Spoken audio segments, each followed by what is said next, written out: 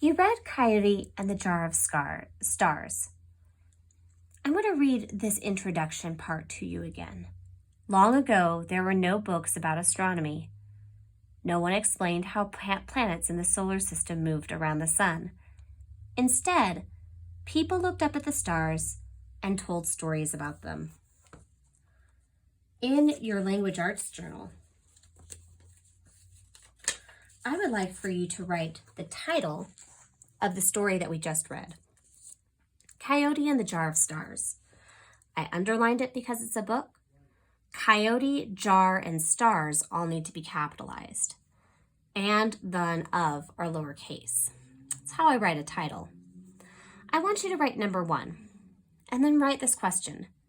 How did the stars get into the sky?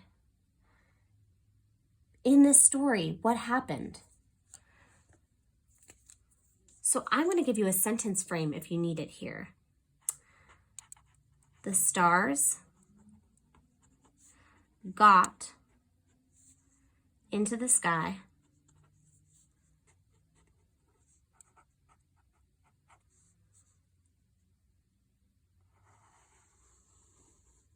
and you're going to say because and explain what happened. But there's your sentence frame. Now your second job, you're going to copy that and push pause if you need to have more time. The second part is really the creative and fun part of today, and I'm excited for it. It says write a short story to explain why we have stars in the sky. No fewer than 5 sentences. Well, you're going to need some characters.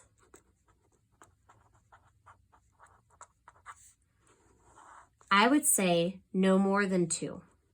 Say 2 characters sounds really good. Maybe you could use one of the characters from our story here. And then I want you to come up with a how the stars got there.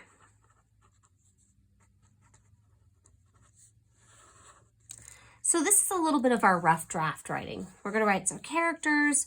We're going to say how the stars got there.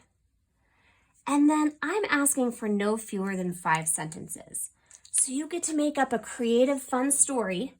Maybe you choose to have Coyote because he seems to be a bit of a troublemaker. Maybe Coyote gets the stars in the sky in a different way in your story. Maybe you decide to have some fireflies that get stuck in the sky in your story, and that's how stars got there. Sky's the limit. 3rd grade appropriate. No fewer than 5 sentences, so you have to have at least 5. That's not a lot. Go ahead and get cracking. We will share these stories with each other. I think that would be delightful. Good luck.